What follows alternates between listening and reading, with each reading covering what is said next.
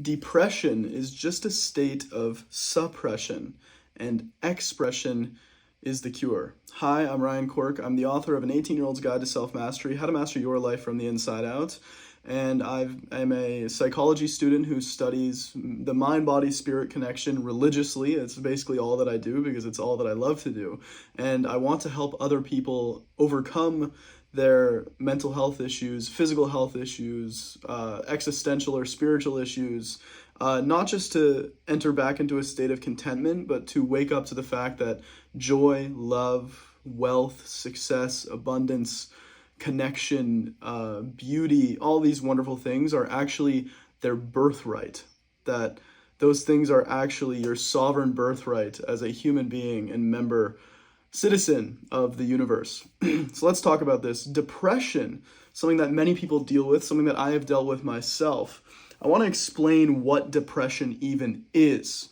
A lot of people think that depression is a neurochemical imbalance in the brain, which what more and more modern studies in neuroscience and other teachings are finding isn't the case. All right. That is because we are finding out through the studies in epigenetics that we are not doomed to one state of brain chemistry, one state of nervous system, that actually through internal regulation, we can alter those things. Okay, so those are a lot of fancy words, but let me explain this even a little bit more clearly. Depression happens when we suppress an experience, emotion, or thought within ourselves because it's too scary or too overwhelming to handle. So all that depression is, if you think that word depression, right, this kind of inward contracting, it's the product of suppression. So when we go through very traumatic experiences, or we feel as if we're misunderstood, or maybe there's not even an outward traumatic experience, but we deal with very scary thoughts, what happens is, in order to try to cope with that, we push them down and we push them away. All right, and that's a very natural thing, right? If something scary is happening, we don't want to move towards it, we want to push it away.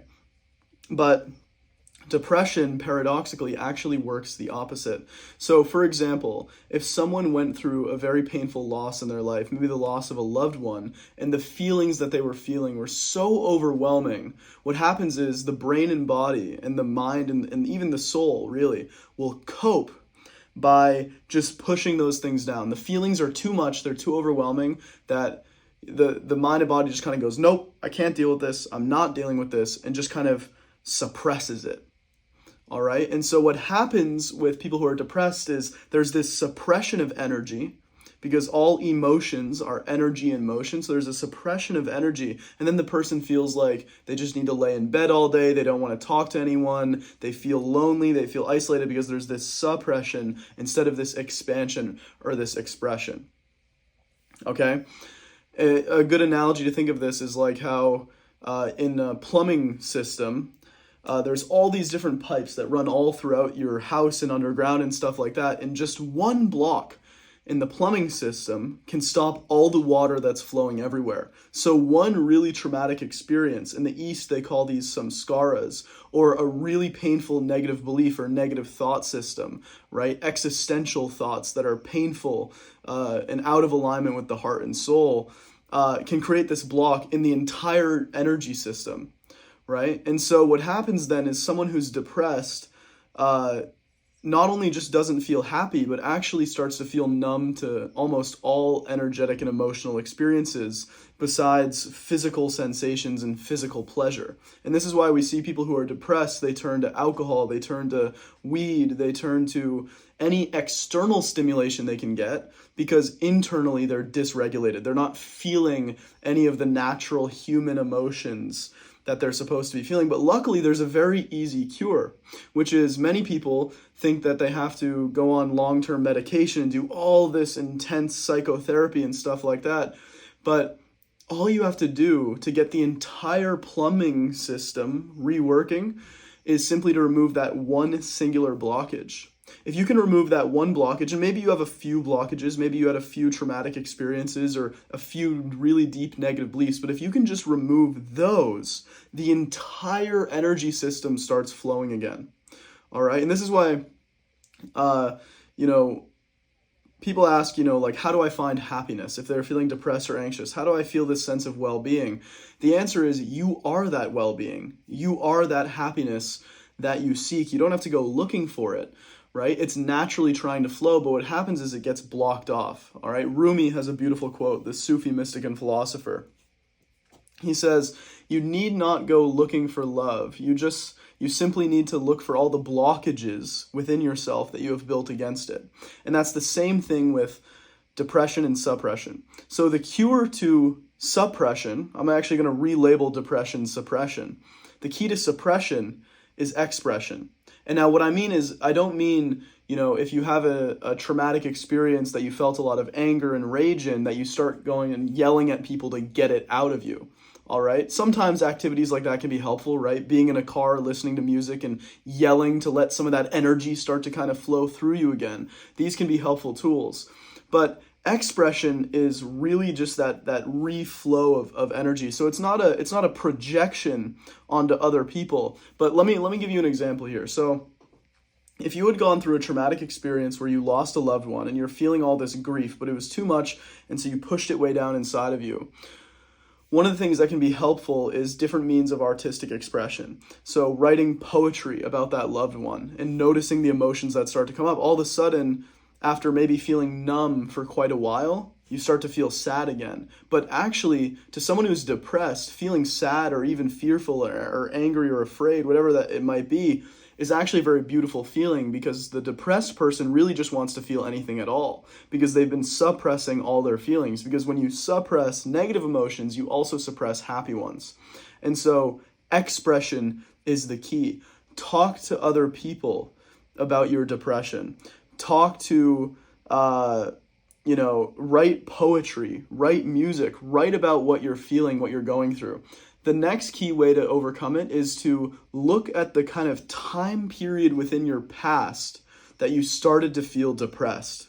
So many people say, well, I don't know why I'm depressed, or I can't find that one blockage. But if you look at the linear timeline of your life, you'll usually say, oh, it was right around this event in my life where things really started to take a turn for the worse. And usually at that point in time, there's a breakup, there's a loss of a loved one, there's a traumatic experience, getting fired from a job or going through financial issues or whatever, things that are very stressful in nature. And so you find that kind of time period, and that can usually cue you into what the blockage is. All right, so that's the next thing. So expression, and then also looking and saying, where is the blockage? Like, where did I start to really harbor these negative beliefs about myself and go through them? The next thing too is sometimes what plumbers will do when they're trying to get a blockage out of a water pipe is they will increase the pressure of the water.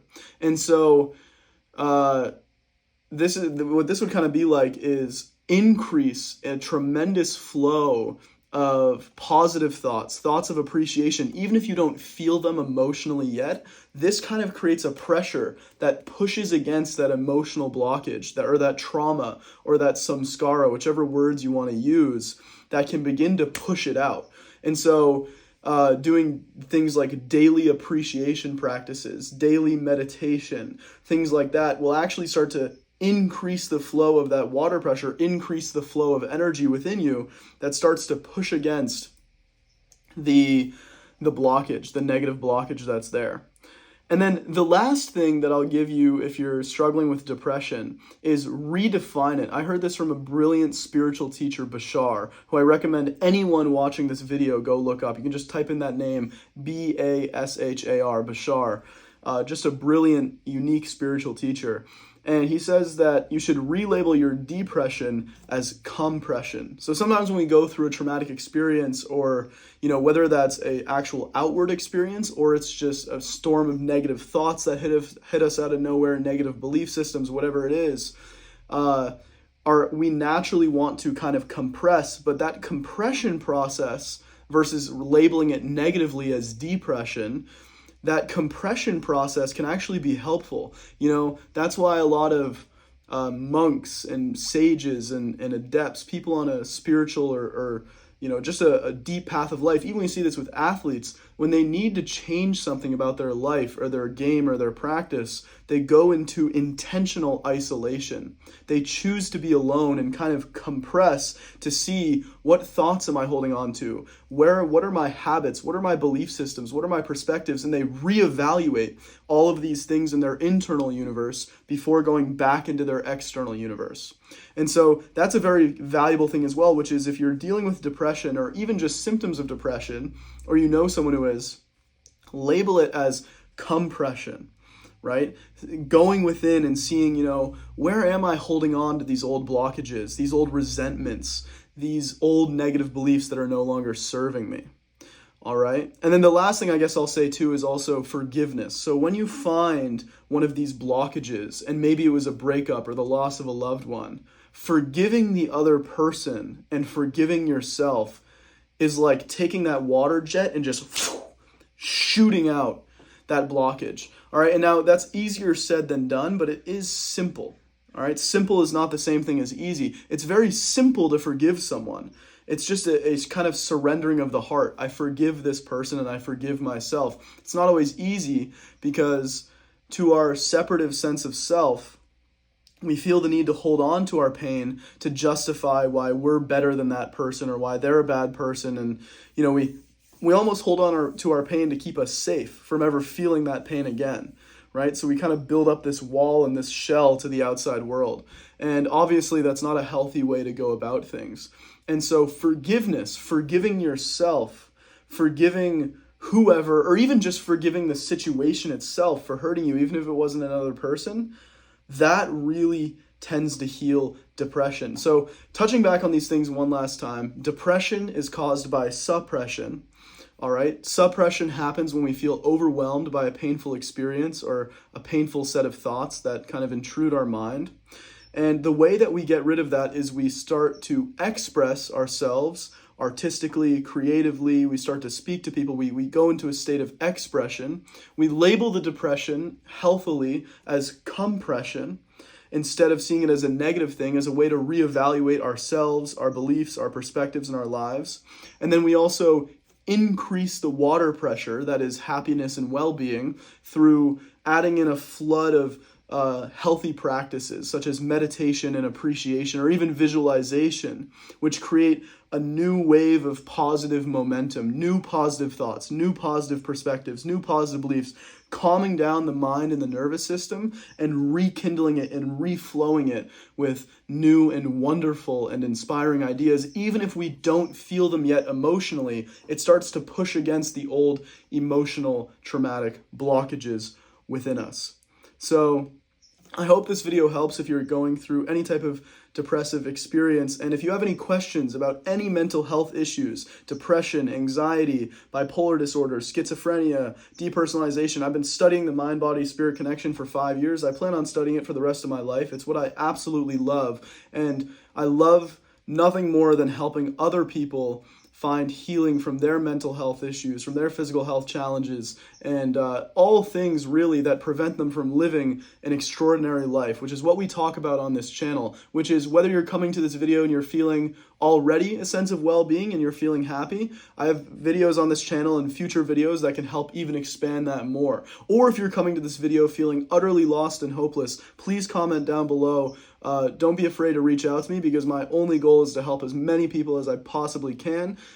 Because once you start to feel the joy and the love and you live the extraordinary life that is your birthright, all you want to do is help others do the same. And hopefully I can be a guiding force for you, as well as some of the videos and reservoir of information, wisdom, and tools that will be on this channel. So if you're interested in mastering your mind, mastering your body, and opening up to your spirit, please make sure to like, subscribe, and follow for more. Thank you so much for watching. My name is Ryan Quirk. Link down below will be my website as well as my book if you are struggling with other mental health issues and physical health issues, or you're just interested in learning more about my work and my teaching. So thank you so much. I hope you have a wonderful, wonderful rest of your day, and stay tuned for more videos like this. Thank you.